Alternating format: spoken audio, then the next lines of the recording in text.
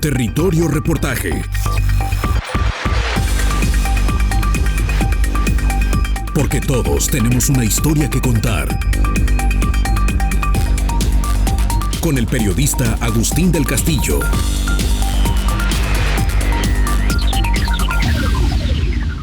En El declive de la arquitectura moderna, deterioro, obsolescencia, ruina, el investigador Juan Calduch Cervera señala que esta decadencia se manifiesta en tres facetas. 1. El deterioro físico. 2. La obsolescencia para los usos a los que estaba destinada. Y 3. La ruina de su significado cultural y social. En cada uno de estos apartados, la conservación y restauración de la arquitectura moderna ofrecen matices muy diferentes que obligan a adoptar criterios y medidas distintos a los habituales en la restauración monumental. El pensamiento técnico mecanicista introduce diferencias cualitativas respecto a las técnicas artesanales de la arquitectura tradicional. La funcionalidad que está en la base de la arquitectura moderna no tiene parangón en la arquitectura antigua. La pérdida del valor de novedad que anula cualquier aprecio de esta arquitectura moderna por la sociedad actual reclama un esfuerzo de revaloración ajeno a los valores de la antigüedad, como la arquitectura histórica, pues es una arquitectura aún viva y vigente. El oportuno texto abunda. Las obras levantadas a lo largo del siglo XX pierden rápidamente el impacto de su novedad sin que hayan adquirido todavía el valor de lo vetusto o de lo histórico. Esto hace que la arquitectura moderna se encuentre en una delicada situación respecto a su conservación y pervivencia porque han dejado de valorarse. No es ya actual, pero aún no es antigua, lo cual implica que no es posible aplicarle los mismos criterios valorativos que normalmente se utilizan para las construcciones levantadas hace siglos. No existe una clara conciencia social del significado de esas obras, ni una sensibilidad preparada para apreciar sus aportaciones formales y plásticas, ni tampoco un juicio claro sobre sus cualidades culturales. El sentido del tiempo hace que estén dejando de ser algo que corresponde al presente, pero aún no pertenecen al pasado, y es en este tránsito donde el peligro de su desaparición es más grave. Si consideramos que la mayor parte de todo lo construido en la actualidad pertenece precisamente a lo levantado desde finales del siglo XIX hasta la fecha, y que aún no existe una perspectiva histórica capaz de interpretar lo que esta arquitectura representa, el problema adquiere dimensiones catastróficas, subraya. Pareciera que está dedicado a Guadalajara, pero en realidad es un tema global. Cuando muchas de estas obras empiezan a recogerse y mencionarse en los libros de historia de la arquitectura moderna, con frecuencia han sufrido ya mutilaciones irreversibles, transformaciones o ampliaciones poco respetuosas, cambios radicales o readaptaciones irresponsables. Se trata de alteraciones que no se pueden considerar en absoluto como fruto de la mera conservación o mantenimiento, sino que implican siempre metamorfosis de los edificios originales. Si, por ejemplo, nos acercamos a Pessac para ver las viviendas levantadas por Le Corbusier en 1926, no resultará difícil encontrarlas por el enmascaramiento y la transformación radical de su imagen exterior, puntualiza. Con otros nombres de sitios y autores, el diagnóstico encaja perfecto en el amplio patrimonio que se edificó en Guadalajara durante el siglo XX y que, según los expertos, tuvo su época de oro entre los años 1950 y 1975. Ese pasado ha dado algunos de los mejores nombres de arquitectos a la ciudad. Es quizás por esto que se apela a ellos en lo que se sigue, pese a que su calidad sea menguante y ya se carezca del sentido del espacio y el entorno en que las obras nacieron. Por ejemplo, el caso del Palomar de Luis Barragán. Hemos hablado de Luis Barragán,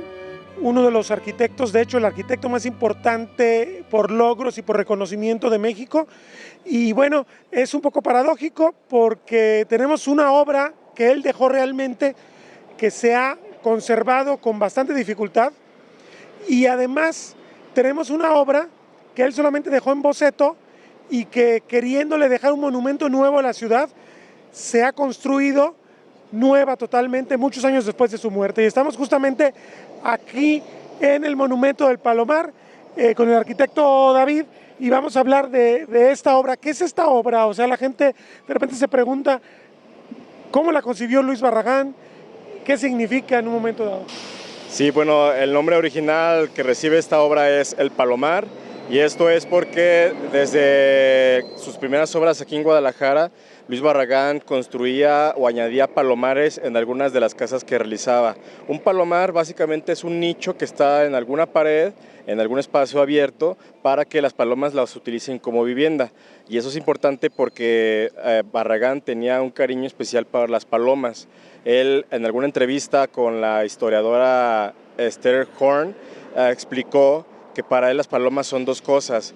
Son invitados que también viven dentro de la casa, entonces hay que tratarlos con respeto, pero también son elementos decorativos, ya que el sonido que hacen con su canto y su revoloteo ayudan a generar un paisaje y una atmósfera en los jardines de las casas que realizaba, incluso en su propia casa en Ciudad de México y algunas otras también en Ciudad de México. Entonces llegó a un punto en que hacía más estilizada los nichos de las palomares. Primero eran como muy ornamentales aquí en Guadalajara, y en Ciudad de México ya las hizo mucho más abstractas y estilizadas, hasta que comenzó a desarrollar la idea a partir de la invitación de que hiciera un proyecto para el fraccionamiento del Palomar, de hacer este monumento. Ya había hecho previamente las torres de satélite junto a Matías Geritz, entonces más o menos quería seguir el camino de elementos verticales para que se pudiera ver la nueva construcción habitacional que estaba en el momento, y entonces el fraccionamiento del Palomar se podría distinguir mientras ibas por la avenida o carretera, dependiendo del tramo de López Mateos, descubriendo que de repente aparece entre los cerros un elemento vertical rojo, que alrededor estarían, en teoría, volando cientos de palomas, porque esta torre, que básicamente son algunos 2 o 3 muros unidos, tendría uno de sus caras varios nichos a manera de cuadrícula para que ahí vivieran las palomas. Entonces la idea es que generara una atmósfera. Lo triste de este caso es que este palomar es básicamente escenográfico, porque como ya mencionaste, parten de un boceto inconcluso de Barragán, un boceto que se aprovechó para hacer cierto estudio estructural, para ver cómo eso iba a impactar en el diseño, pero no era un diseño definitivo el que dejó Luis Barragán, ya que por problemas económicos del momento, el propietario del fraccionamiento se quita la vida, entonces se para el proyecto del Palomar, y eso hace que Barragán, junto a su socio Raúl Ferrara, comiencen a seguir desarrollando meramente por juego, porque sabían que era muy probable que nunca volvieran a tener la oportunidad de construirlo, pero desarrollaron el proyecto hasta llegar a un diseño final que en algún momento presentaron como maqueta en la exposición del Museo Tamayo de Luis Barragán en el 86, me parece, en Ciudad de México. Pero ese proyecto que se entrega en Ciudad de México en el Museo Tamayo no tiene que ver con esto. Este es un boceto muy anterior, ¿no? Así es, si vemos la comparativa, el diseño preliminar, que es el que se basan para esta edificación, es de 45 metros, y la maqueta que muestra en esa exhibición podemos apreciar que alcanza aproximadamente los 70 metros de altura, con un diseño bastante similar, que también utiliza un tono de color naranja bastante similar, pero también otras tonalidades como el azul en ciertas caras de la torre.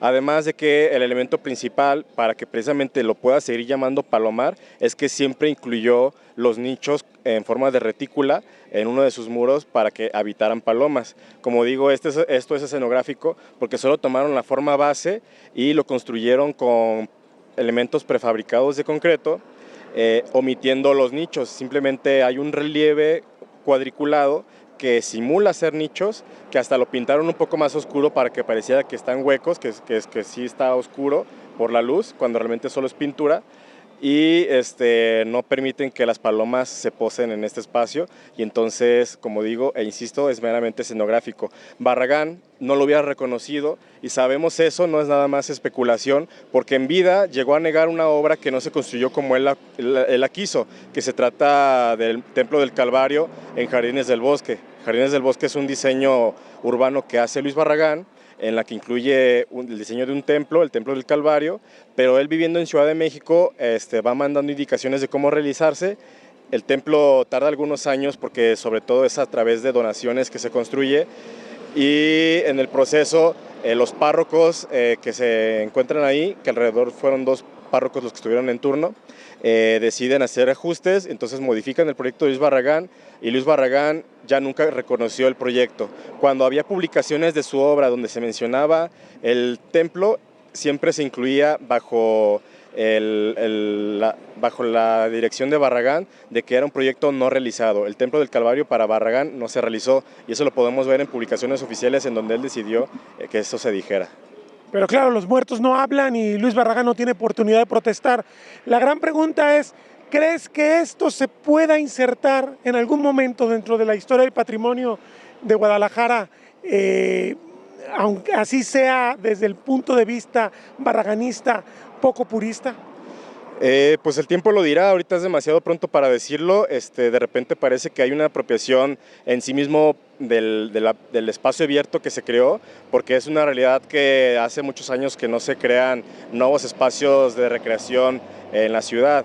En cuanto a que se haya tomado parte de la avenida 16 de septiembre para crear un espacio público como una especie de plazoleta es bastante positivo, pero el hecho de añadir un elemento que está fuera de contexto, eso ya lo ponen tanto en entredicho. Entonces ya la gente dirá en cómo lo preserve, si vale la pena mantenerlo o no, si considera que esa inversión o gasto valió la pena, porque también hay que considerar que cuando se hace esta obra, desde el proceso hasta la inauguración y todavía posterior, se presume de que se está rescatando una obra de Luis Barragán y que se está generando una nueva obra de Luis Barragán, tal como la hubiera hecho cuando sabemos que no, mientras tenemos una obra que ya estaba de Luis Barragán, que ha sido descuidada y hasta la fecha se sigue deteriorando y no recibe la atención que pudo haber recibido con la misma inversión que se le dio al Palomar, cuando pudo haber sido propiamente en el Parque de la Revolución la inversión necesaria para que estuviera en óptimas condiciones.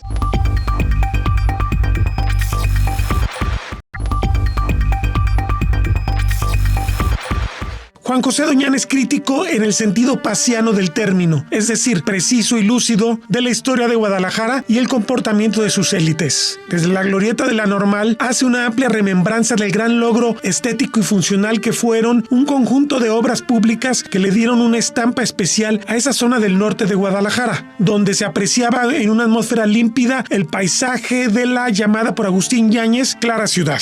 Yo creo que eso es particularmente complejo en el caso de la arquitectura, porque la arquitectura, a diferencia de la música, a diferencia de la literatura, poesía, novela, del teatro y otras expresiones, tiene fatalmente un aspecto utilitario. Es decir, que hay que hacer un edificio para que allí viva gente, o sean oficinas, o tenga otros usos mixtos.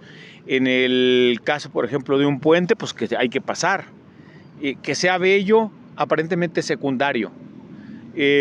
Bueno, en el caso de la arquitectura moderna en Guadalajara, aquí donde estamos, que es la glorieta de la Normal, diríamos, fue un polo de desarrollo hacia el norte de la ciudad desde la década de los 50, porque aquí, siendo gobernador Agustín Yáñez, se pensó en esta zona que es un poco accidentada,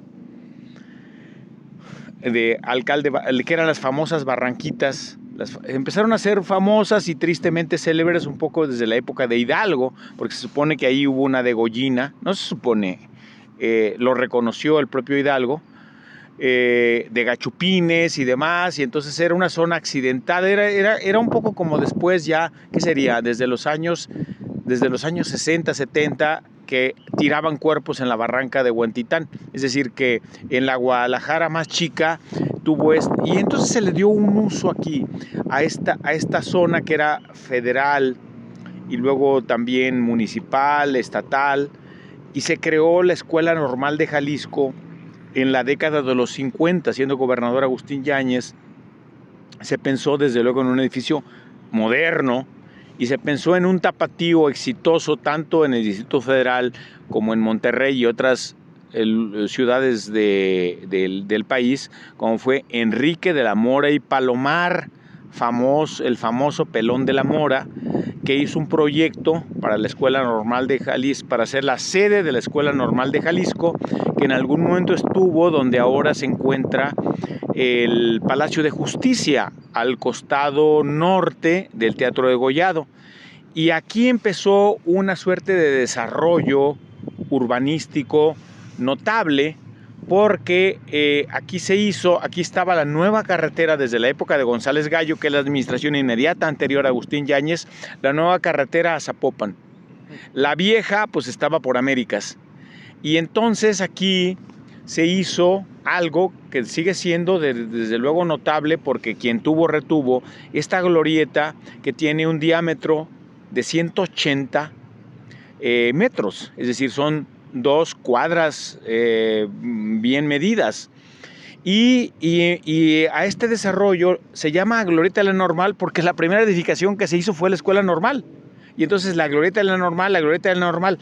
En los años 60, es decir, una década después, se le dio a la Universidad de Guadalajara este terreno para que se creara lo que se llamó el Instituto de Humanidades y Ciencias Sociales, que luego después devino, ya en los años 90, con la red universitaria en el CUSH, que fue una obra muy notable, bueno, que sigue siendo una obra muy notable arquitectónicamente, de don Salvador de Alba Martín, hermano, bueno, nadie escoge a sus parientes y desde luego también es muy respetable, del entonces secretario general de gobierno, tanto con Yáñez como con Flavio Romero de Velasco, con el autor de El alcalde de Lagos. Y bueno, se hizo ese conjunto urbanísticamente muy notable y se fueron sumando otras prendas. Se sumó, por ejemplo, Pedro Castellanos, el arquitecto Pedro Castellanos, de lo que algunos llaman la Escuela Tapatía de Arquitectura, hizo ese templo con ladrillo expuesto que se llama Nuestra Señora del Sagrario. Y luego, ya en los años 60, enfrente desapareció lamentablemente una edificación también muy notable de uno de los primeros egresados de la Escuela de Arquitectura de la Universidad de Guadalajara, que fue Eduardo Ibáñez. Y luego un maestro ya de los años 60 y 70 de la Universidad de Guadalajara hizo un puente que ahora solamente es escenografía, que fue el ingeniero Gómez Tremari, que estaba aquí. Ahora es escenografía porque ya no es puente, solamente es una suerte como de adorno, insisto, escenográfico. Y lo otro, que urbanísticamente aquí esta glorieta ya estaba hecha, con una vista muy bonita hacia el sur. Allá está la catedral, la cúpula del Sagrario y demás, aunque aquí ya está un poco estorboso este adefesio de este edificio, alcalde, yo no sé cómo le llamen, que además es un asunto que siempre se ha dedicado, que se vendió muy barato. Se demolió una prenda arquitectónica histórica notable de Eduardo Ibáñez y se vendió un terreno muy barato para hacer un edificio de departamentos que ahí está, que pues medio ni fu ni fa, y que no le agrega nada al horizonte sur de Guadalajara desde aquí. Hacia el norte pues está la prolongación Alcalde, que es también la famosa carretera a Saltillo. Hacia el poniente, la avenida Manuel Ávila Camacho, y bueno, y un entorno muy bonito que aquí donde estamos estuvo la fuente o el surtidor más alto de Guadalajara. Es decir, era una zona verde muy bonita, un distribuidor vial notable para todos lados, muy airado, muy grato. En fin, yo diría que entre las cosas notables que se hicieron ahora, pues fue que aquí haya bancas para sentarnos y ver este tipo de cosas, una suerte de tránsito amortiguado, porque por la cosa del Paseo Alcalde, que desde luego muere en Jesús García, pero aquí de todos modos está lo que le llaman un tráfico tranquilizado. Yo diría que el único chipote estorboso son dos cosas, que es ese edificio donde estaba el registro civil y esta biblioteca que le agregó, que es un chipote que le agregó Enrique Zambrano Villa, siendo rector de la Universidad de Guadalajara, le agregó ese edificio que la biblioteca que ahora se llama Manuel Rodríguez Lapuente, que no se llamó originalmente y que jodió el conjunto. Es decir, vivía el arquitecto Salvador de Alba y tan fácil que hubiera sido que se pensara, vamos a construir una biblioteca y que él resolviera este asunto. Es decir, a ver, que las cosas empezaron un poco medio a degradar. Es decir, que ese es un poco el destino de Guadalajara. Guadalajara tiene como muy buenos arranques y luego después, a la hora de la hora, las cosas o no acaban de consolidarse o acaban teniendo algo. Hay una suerte como de destino, de fatalidad. Pues yo no pensaría necesariamente en la codicia, pero diríamos en que de pronto ese talento se interrumpe. Y no es porque en la arquitectura y en el urbanismo hay esas cosas utilitarias. Siempre les ha existido desde la época de los romanos, pero los romanos lo resolvieron muy bien. Y bueno, en este enclave está también hacia el norte, hacia el norponiente, la unidad administrativa estatal y también hacia el nororiente, el conjunto urbanístico notable que hacen el DIF Jalisco y el CODE Jalisco, que van a dar o que se acercan a la zona de tránsito. Estos dos parcelas también urbanísticamente fueron muy notables, que aquí estaban buena parte de las oficinas del gobierno de Jalisco en los años 70, es decir, que todas las oficinas ya no cabían en Palacio de Gobierno y que había que construir una suerte de unidad. De hecho, se llama Unidad Administrativa Estatal. Se invitaron, como ya se había hecho desde la época de la Normal, desde la época del Instituto de Humanidades y Ciencias Sociales de la UDG, que devino Kush, a muralistas. Es decir, por ejemplo, en el caso de la Normal de Jalisco, el gobierno federal donó un mural en cerámica de alta temperatura, que ahí sigue, que aquí estamos viendo a la izquierda, es decir, en la orientación oriente, el primer mural exterior, por cierto, de Guadalajara, de José Chávez Morado, una suerte de alusión como a la cultura de Jalisco. Y luego, cuando se hizo una década después, Ciencias Sociales y Humanidades y su famoso auditorio Salvador Allende, que está orientado hacia el norte, en el frontón, se invitó a Gabriel Flores para que hiciera un mural, que aquí estamos viendo, que es una alegoría de la filosofía y las ciencias. Y entonces todo esto le dio un carácter, una unidad, era un polo de desarrollo hacia el norte de Guadalajara, años 50 y 60 como muy grato, y 70 muy promisorio, pues de que por angas o por mangas se fue descomponiendo, y que participaron en este desarrollo pues ingenieros, arquitectos, pintores muy notables, muy destacables, y le dieron un carácter y una unidad de la cual sobreviven algunas cosas, porque insisto, siempre se cumple aquello de que quien tuvo retuvo.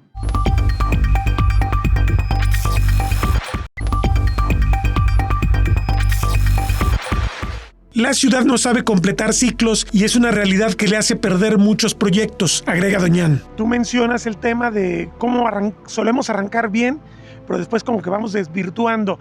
Más que aunque el tema también del negocio influye, ¿no estará también el tema también de que llega un nuevo gobernante y quiere dejar su huella y termina trastornando todo? Sí, desde luego. Yo diría que ahí, curiosamente, en este lugar donde estamos, que desde luego se podría ampliar a otros lugares, hay excepciones. Aunque nunca se comieron una jícama juntos, Agustín Yáñez y Juan Gil Preciado. Es decir, Juan Gil Preciado sucedió como gobernador a Agustín Yáñez y coincidió con él en el último trienio como presidente municipal de la ciudad. Agregó el centro ya en la época de López Mateos, lo de Agustín Yáñez. Agustín Yáñez fue gobernador de Jalisco, casi coincidente, con una diferencia de 3 meses, con el gobierno de don Adolfo Ruiz Cortines.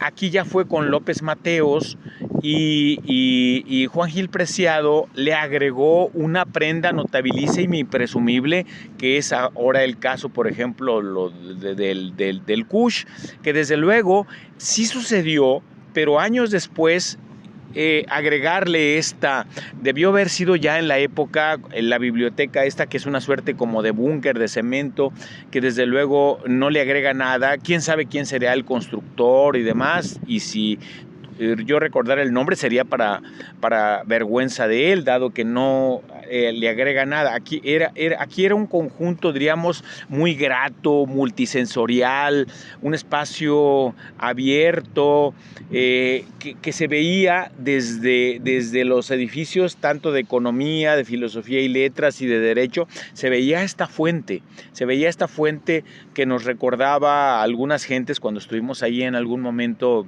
yo en filosofía y letras, aquel poema de Octavio Paz que hablaba del alto chopo, de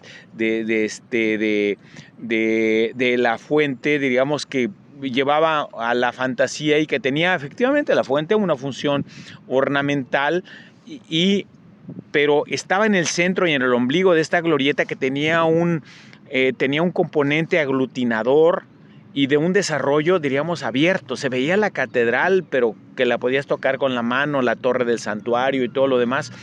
Y sí, en efecto, hay algo que se fue deteriorando. A ver, por ejemplo, por decir algo, tiraron el puente del ingeniero Gómez Tremari sin necesidad. Es decir, cuando hicieron la línea 3 del tren ligero, que es subterráneo, ¿por qué tenían que tirarlo?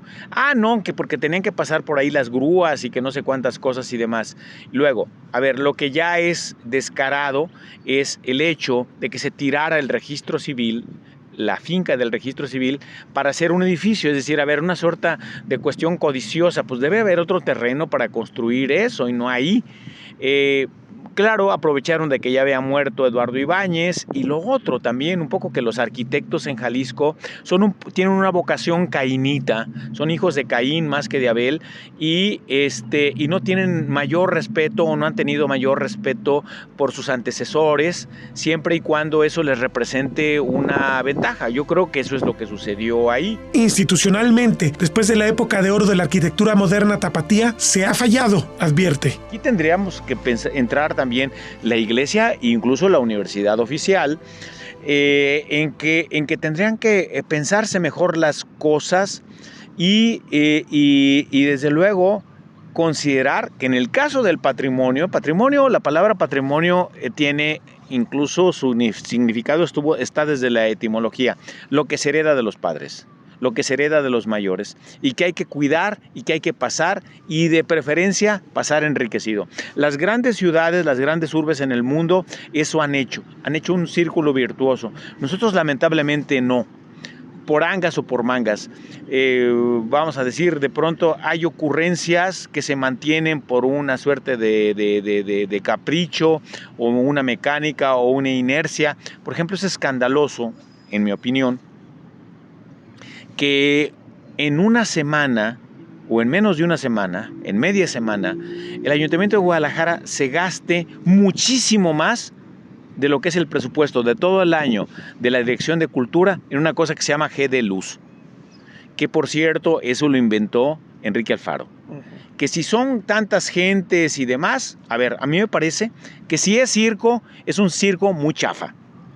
Finalmente los romanos, gustos de época y demás, lo tenían, diríamos, tenían un alcance más allá, memorable. ¿Quién se va a acordar en 15 años, 20 años, de que hubo un Festival de la Luz donde se gastaba la mayor parte de la lana? Bueno, a ver, ¿qué se podría hacer con eso? Pues muchísimas cosas.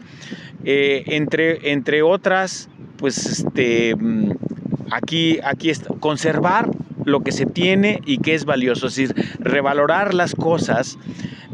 A veces es más importante que agregarle y ponerle mangas al chaleco, porque si le ponen mangas se desnaturaliza. Y luego lo otro, es decir, a ver, yo creo que a la hora que se hagan las sumas y restas de la administración, no solamente de Alfaro, sino de Aristóteles, de Emilio, de Ramírez Acuña, de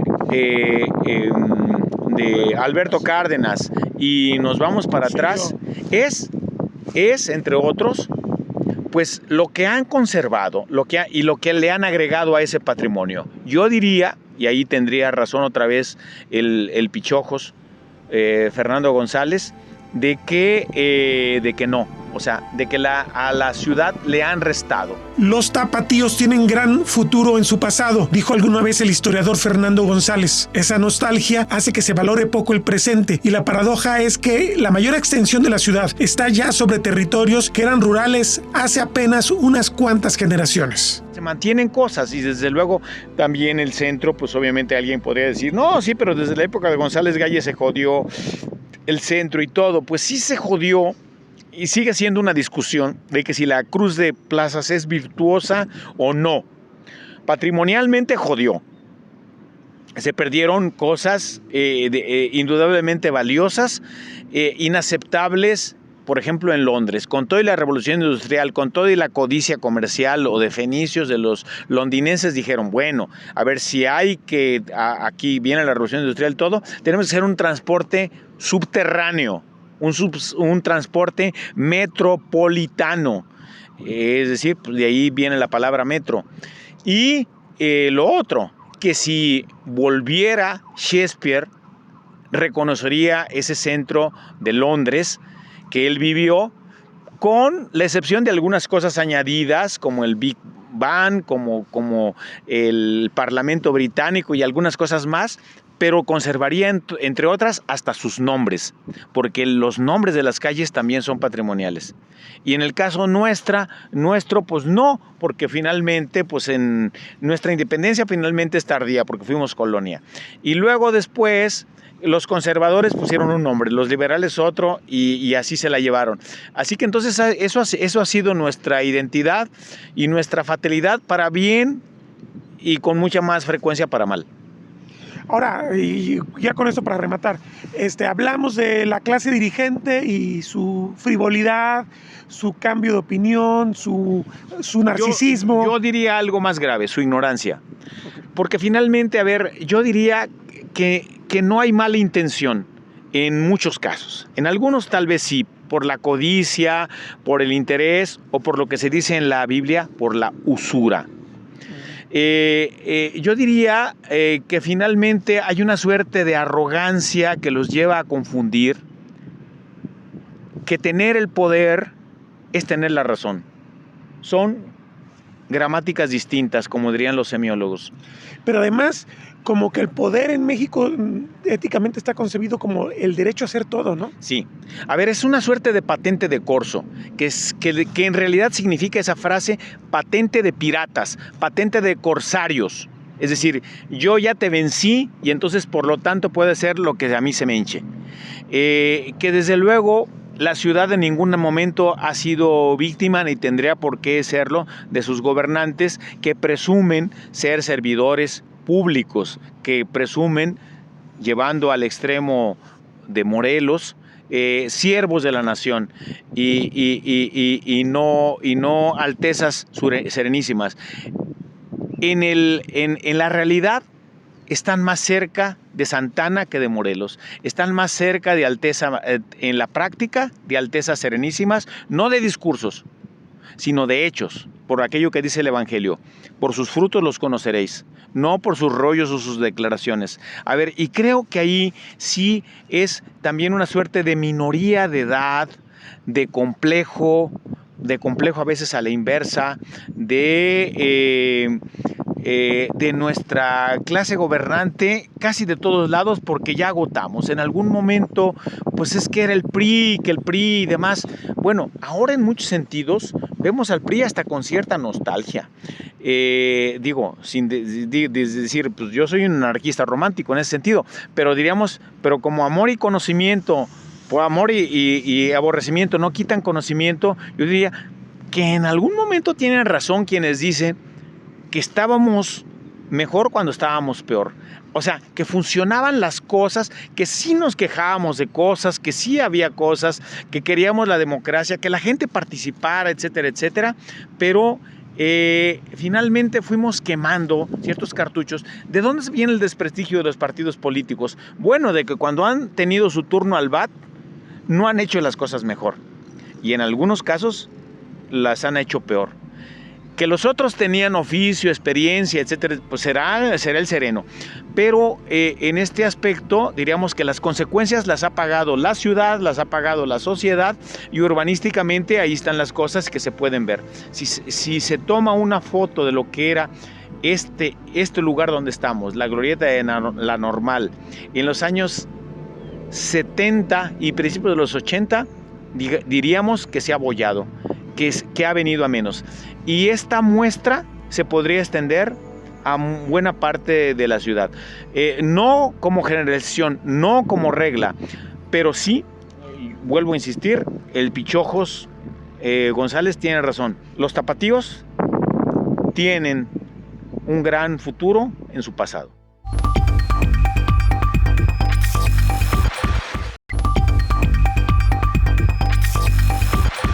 Llegamos así a ese experimento para muchos desastroso que fue modernizar el centro con la creación de la Plaza Tapatía.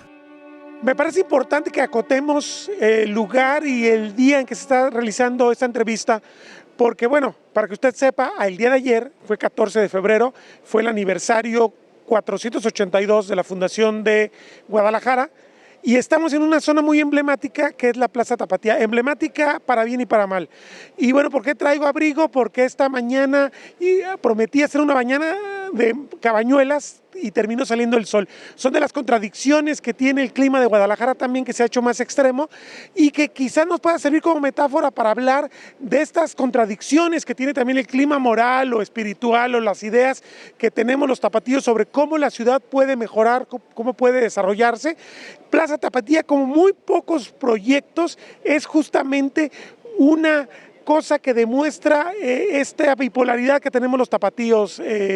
Arquitecto, ¿qué evaluación tú haces como conocedor del tema del desarrollo urbano de Guadalajara de este proyecto de Plaza Tapatía, que recordemos es de la época de Flavio Romero de Velasco, andará pasando los 40 años ya y no termina de afincarse dentro del imaginario tapatío como un desarrollo afortunado? Sí, el proyecto de la Plaza Tapatía actualmente es un proyecto semi-fracaso, porque si bien la idea original que habían tenido los gobiernos y arquitectos de aquella época, con toda esta remodelación de esta zona de la ciudad, la realidad es que la parte social de alguna manera sí ha sido exitosa, ya que la gente realmente utiliza los espacios como un lugar de convivencia, de recreo, de ocio, y para transitar desde lo que es el corazón de la ciudad, desde Catedral hasta el Hospicio Cabañas, hoy Museo Cabañas, una especie de corredor, pues si no cultural, sí de ocio. El tema es que este no era el principal objetivo que tenía el gobierno, sino más bien de volverlo un centro comercial al aire libre, en la intemperie. El tema es que el proyecto original sí había nacido con este enfoque social, había sido un primer boceto, una idea, por así decirlo, del arquitecto Ignacio Díaz Morales, quien previamente, 30 años antes, ya había proyectado la Cruz de Plazas, y que se había realizado y que también la gente se había apropiado de los espacios, demostrando que a pesar de la demolición, en este caso de patrimonio, sí había sido exitoso el término de que fuera que la gente lo utilizara. La gente demostró, sin que nadie se lo dijera, que necesitaba un espacio de ese tipo, un espacio abierto. Entonces Díaz Morales, pensando en que toda la ciudad ya había crecido demasiado, ya estábamos por los 2 millones de habitantes en ese entonces, llega apenas para llegar, es que piensa en crear a un espacio todavía mayor, conectar, como ya decíamos, el centro de la ciudad desde Catedral por un andador hasta llegar al Hospicio Cabañas, pero a través de una gran plaza, parque, para que las dos ciudades, entendidas como la separación histórica de Guadalajara, del oriente y del poniente, se unieran en una sola, para que ambas partes de la ciudad de Guadalajara tuvieran un mismo lugar de convivencia. Cuando se lo presenta al gobierno en turno, pues les gusta la idea, pero pretenden darle un giro en el que otros arquitectos propiamente ya dentro del gobierno, porque Díaz Morales no era parte del gobierno, le proponen al gobernador que entonces mejor sí hacer este espacio, pero meterle el factor mercantil. Entonces se les ocurre desarrollar una serie de edificios monumentales para tener esta idea de seguir teniendo una ciudad monumental con un lenguaje posmoderno. Esto quiere decir que utiliza las tecnologías del momento, pero con un lenguaje estético del pasado, estilizado, y solo veré ello básicamente generar volúmenes, cubos, donde se sitúen estos comercios. El principal problema es que solo se pensó en comercio y no en vivienda, y que este comercio también ni siquiera se pensó que fuera de grandes dimensiones. A pesar de que los edificios sí son voluminosos, grandes, comenzaron siendo prácticamente cascarones. No se pensó que tuvieran mayor funcionalidad más que generar un escenario, tal cual ser piezas escenográficas del telón que se estaría dando a través de la plaza, para generar una supuesta monumentalidad, entre comillas, digna de Guadalajara. ¿Qué pasa con eso? De que realmente no entendieron las dinámicas sociales de las personas, que como vemos sí necesitaban un espacio abierto, que todos los días del año, a cualquier hora vemos transitar personas, pero no necesariamente vienen a consumir, vienen a pasar el rato. Y si se quería producir un tema de consumo, tendría que haber sido acompañado con otras cuestiones que también arraigaran a cierto tipo de gente que ya viviera de planta aquí, que pudiera ser logrado con vivienda y también ser logrado con escuelas y otro tipo de equipamiento para que esto realmente tuviera éxito. Actualmente, ya con el pasar de los años, estas piezas escenográficas se les ha intentado dar uso, ya sea de oficinas, ya sea de bodegas o cualquier otra cosa, pero no ha sido exitoso, y es por eso que los edificios han venido en detrimento. Tuvo la fortuna de que el Centro Joyero decidiera instalarse aquí, y ha sido el único comercio verdaderamente exitoso a lo largo de los años, y ha provocado que esta nueva zona genere también una nueva vocación en que más comercios pequeños o medianos también instalen sus ventas de joyería, bisutería y cosas similares. Entonces ya se acopla también con la vocación que se tiene a un costado del Mercado Libertad, de un lugar de comercio, se complementa al tener otro tipo de oferta comercial. Entonces, ya con la actualidad también, pues ya han permitido que se instalen ciertos tianguis con cierta temporalidad para venta de artesanías, lo cual también, pues afortunadamente, es una oportunidad para personas nativas del territorio mexicano, que también puedan vender sus artículos artesanales a los turistas que también pues vienen al Museo Cabañas, vienen a la Catedral, buena parte del centro. Bueno, y se habla mucho de que cuando se modifica el patrimonio, pues tú vas a hacer cosas polémicas como derrumbar fincas históricas, pero se supone que vas a ofrecer algo diferente que también se va a convertir en patrimonio con el tiempo.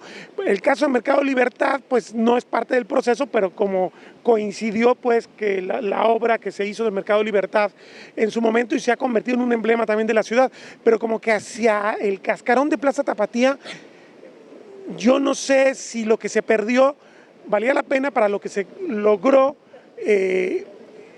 o lo que se levantó. O estamos hablando básicamente de que quizás el éxito sea que es un corredor, la gente efectivamente por aquí se mueve porque Cabañas es obligatorio, es posiblemente el edificio más importante de la historia de Guadalajara, y esto facilita venir desde Catedral hasta acá a pie, pero a final de cuentas se sigue hablando del proyecto fallido. ¿Qué tendríamos que hacer para transformar esto en otra historia? ¿Qué necesita Guadalajara? ¿Es un desafío esto o hay que dejar mejor que el tiempo lo vaya terminando de naturalizar? No, es un espacio que necesariamente necesita una intervención profunda y fuerte para que realmente tenga éxito. y realmente ya ha habido al menos una propuesta de valor que intentó hacerlos. Lamentablemente el arquitecto que lo propuso falleció en el 2010, aunque él ya venía proponiéndolo desde finales de los 90. ¿De quién hablamos? Era el arquitecto Alejandro Ulloa. Él planteaba ya en los 90, 20 años después, casi 20 años después de haber realizado la Plaza Tapatía, era notorio y evidente el fracaso comercial de este lugar. Él proponía corregir este espacio, entre otras cosas, porque también el proyecto ambicionaba todo el centro histórico, pero hablando de esta parte de la Plaza Tapatía, demoler ciertos edificios que aquí se encuentran, estos que hablamos, que son básicamente cascarones escenográficos, para generar parte de la propuesta original de que tener una gran cantidad de macizo arbolado, pero también conectar el Parque Morelos con la Plaza Tapatía, de manera que se pudiera solucionar en cierta medida, porque también es un problema mucho más amplio y complejo, el problema de indigencia que se suscita en esta zona. Entonces, al conectar estas partes públicas del Parque Morelos, las dinámicas también se volverían más familiares en conectar ambos espacios a través también de un sendero con un talud, es decir, con una pendiente, de manera que pudieras hacerlo caminando sin la necesidad de usar escaleras, pudieras conectar ambos espacios. Algo así podría todavía realizarse. El gobierno todavía es propietario de ciertos edificios, quizás no de la mayoría, pero también el costo de los mismos pues no sería tan elevado, contemplando que ya están en cierto desuso los mismos. Entonces la demolición para conectar Parque Morelos con Plaza Tapatía y quizás demoler también otros volúmenes para generar macizo arbolado, sí, podría apoyar a que este espacio sea todavía más atractivo y ameno para las personas. Y habría que aprovechar que en el Parque Morelos hizo una compra de espacios que son patrimonio de la ciudad ya cuando se hizo la fallida, porque no se terminó, pues no se concluyó el proyecto de Villa Panamericana. Sí, así es. Entonces, pues sería como el momento ideal, ahora que todavía está en ese proceso de reactivación del Parque Morelos, porque ya se comenzó a construir también torres de vivienda, que el gobierno haga lo propio y conecte estos espacios e incluso tener la oportunidad de tener vivienda propia del gobierno y hacer renta barata o económica para el resto de la población. Ahora, estamos hablando de muchas cosas fallidas, pero también aquí hay expresiones de lo que hemos estado hablando a lo largo de estos programas, el arte moderno, el arte del siglo XX. La cuestión será, ¿qué valoración hay, por ejemplo, de esta escultura que ha sido pues incluso trivializada, incluso es parte de las bromas que se hacen sobre las cosas que tenemos en la ciudad, pero de algún modo como que ha ido también convirtiéndose en un símbolo, ¿no? Esta escultura en la que está atrás de nosotros. Sí, así es. La escultura Inmolación de Quetzalcóatl del artista Víctor Manuel Contreras, pues la verdad de cierta manera ha sido bien aceptado por la población, tanto locales como extranjeros. Es usual verlos tomarse fotografías y demás. Digamos que es el punto menos conflictivo, por así decirlo, de esta intervención que se hizo, ya que se sitúa en una parte central que está así en el centro de la Plaza Tapatía, pero también en el eje central de la calzada de Independencia, de manera que se ve prácticamente de varios puntos de la ciudad a distancia. Entonces es casi imposible no verlo cuando uno transita por la zona y aunque no lo veas de manera directa, no sea, tu foco de atención en el momento te va generando, en base a las repetidas veces que uno lo ve, cierto apego, cierto arraigo a y entonces es por eso también que la gente lo ve con aprecio esta escultura, que pues como todas las obras acaban tendiendo a ser apropiadas de distintas maneras, como un símbolo de orgullo, como un símbolo gracioso, puede ser variable, pero al final de cuentas la gente lo aprecia. Digamos, para terminar esta breve cápsula, que estos de las cosas que sí tendrían que ser duraderas en el proyecto de reestructuración de este corredor hacia el Parque Morelos, es de las cosas que le va a dar ya valor patrimonial a la zona.